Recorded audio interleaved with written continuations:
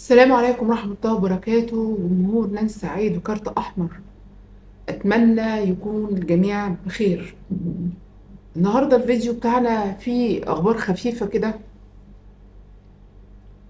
بما يخص الكورة، والجزء الأكبر هيكون بسبب طبعا الظروف اللي بتمر بيها غزة وفلسطين.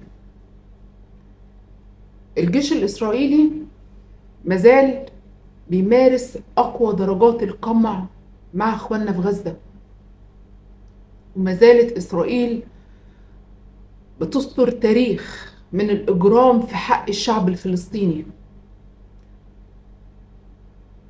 اللهم إنا نستودعك غزة وأهلها، سماءها وأرضها، شبابها ونساءها، شيوخها وأطفالها يا رب العالمين. النهاردة أكد المدير الفني لسيمبا التنزاني إن مواجهة الأهلي في افتتاح الدوري الأفريقي بتشكلش بالنسبة له أي ضغط، وقال إنه بيحترم الأهلي لأنه فريق كبير وبيمتلك خبرة في دوري أبطال إفريقيا، لكن سيمبا كمان فريق كبير وجاهز لمباراة الأهلي، وقال كمان إننا هنفوز على الأهلي.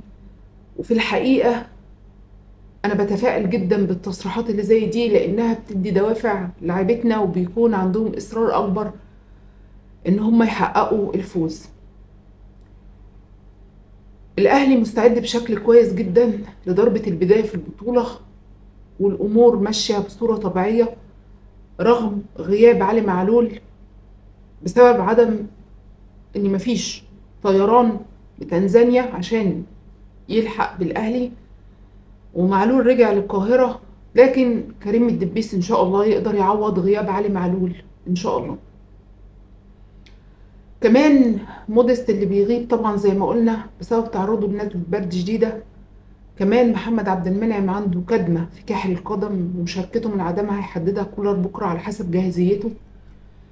بخلاف كده كل الأمور بتسير في إطارها طبعا الطبيعي، والأهلي لأول مرة في تاريخه هيلعب بكرة بالزي الأسود كله، الزي كامل أسود دعما لإخواتنا في غزة. وده مش غريب عن الأهلي طبعا، نادي الوطنية والموقف الشجاع ده بجانب عدة قرارات اتخذتها إدارة الأهلي امبارح، إن هيحصل إيقاف للبث عن كافة المنصات الرسمية للنادي والموقع الرسمي، وبرضه على قناة التلفزيونية النهاردة، تضامنا مع اخواتنا في فلسطين ورفضا طبعا العدوان الظالم اللي بيتعرض له. دعوة أعضاء الأهلي في كافة فروع النادي الأربعة سواء الجزيرة أو الشيخ زايد أو مدينة نصر أو التجمع بالتبرع بالدم لصالح اخواتنا في فلسطين، وارتداء كل فرق النادي الرياضية شارات سوداء في جميع الملاعب حدادا على أرواح الشهداء في فلسطين. وهيخصص العائد المالي من تذاكر مباراة الأهلي وسيمبا التنزاني المقررة طبعا إقامتها يوم الثلاث المقبل، مش بتاعت بكرة إن شاء الله، بتاعت يوم الثلاث، لأن ده هيبقى ماتش الأهلي في الدوري الإفريقي لصالح إخواتنا في فلسطين. فطبعا يعني ده شيء عادي جدا لمنظومة زي منظومة النادي الأهلي. خبر سريع عن انتخابات الزمالك، ان اعلنت اللجنه الاولمبيه ان حسام المندوه مازال ضمن المرشحين على مقعد امين الصندوق بانتخابات الزمالك، وده قبل يوم واحد على اقامه انتخابات مجلس اداره الزمالك. وكانت قررت محكمه القضاء الاداري استبعاده من انتخابات الزمالك. طيب ايه اللي هيحصل بعد نهايه الانتخابات حال صدور حكم نهائي من المحكمه الاداريه العليا؟ في حال صدور حكم نهائي من المحكمه الاداريه العليا في أي وقت بأحقيته في خوض الانتخابات، هتكون الانتخابات على مقعد أمين الصندوق صحيحة. إذا صدر الحكم بعدم أحقيته سيتم إعادة الانتخابات على المنصب فقط في أقرب جمعية عمومية، مع فتح باب الترشح مجددا لكل المرشحين على نفس المنصب اما عن فريق الكوره بنادي الزمالك، النهارده اوسوريو المدير الفني للزمالك القى محاضره فنيه على اللاعبين خلال المران، وحرص على توضيح مهام ودور كل لاعب في الملعب، وشرح بعض الجوانب الخططيه والفنيه لتطبيقها في التقسيمه. وخاض عبد الله جمعه وسامسون كنيولا ومحمد حسام بيس وكريم عبد الحق تدريبات منفرده. كمان ادى التونسي سيف الدين الجزيري تدريبات اضافيه بعد انتهاء مران الفريق، ودي طبعا تدريبات خاصه بالتسديد على المرمى. الزمالك عنده مباراه مهمه مع سموحه يوم السبت في الجوله الرابعه من الدوري الممتاز. نتمنى التوفيق للجميع، ونتمنى ربنا يكشف الغمه عن اخواتنا في فلسطين. كلمه اخيره، يمكن النهارده شفنا الفنان محمد رمضان مع اختلافي معاه في حاجات كتير طبعا، الا ان يعني كلمته كان فيها نوع من انواع الحماسه، ان احنا نخلص من فكره اسرائيل خالص، وان احنا كجيوش لازم نتحرك والكلام ده. وطبعا سمعنا كلمه محمد صلاح النهارده، ان هو طبعا بيدعو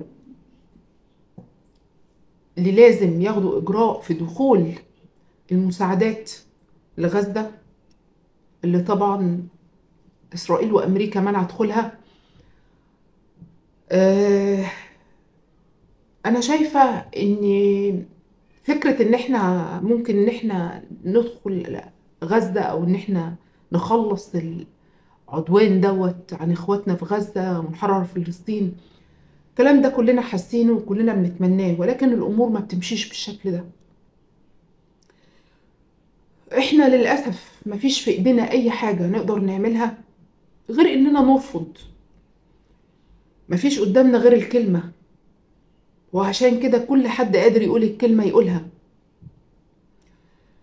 غير الكلمه احنا نقدر ان احنا نقطع ونقاطع كل منتجات سواء الامريكيه او الاسرائيليه. الناس ديت مالكه العالم بالاقتصاد، وانت تقدر برضو تهزمها بنفس الفكره. انا يعني بالرغم ان انا مدمنه ماركه معينه من المشروبات الغازيه، انا قطعتها، وانت تقدر تعمل كده. واللي مش قادر ان هو يشتري المنتجات دي او ما بيشتريهاش اصلا، فاحنا مش قدامنا غير الدعاء لاخواتنا في غزه، ومش هيبقى لينا غير الدعاء. اللهم نشكو اليك ضعف قوتنا وقله حيلتنا وهونا على الناس، انت ربنا ورب المستضعفين. اللهم استودعتك غزه واهلها يا من لا تضيع عندك الودائع يا رب العالمين. ولحد هنا انتهى الفيديو بتاعنا النهارده. احنا هنفضل ان احنا بنذيع اي اخبار رياضيه لان ده شغلنا، ولكن تضامننا مع غزه او مع القضيه الفلسطينيه ده امر مفروغ منه. ويا ريت الناس ما تخلطش ما بين ان احنا بنطلع وان احنا بنأدي شغلنا، ان احنا مش فارق معانا القضيه ابدا. ربنا اللي عالم وعارف ما في الصدور. انتهى الفيديو بتاعنا النهارده.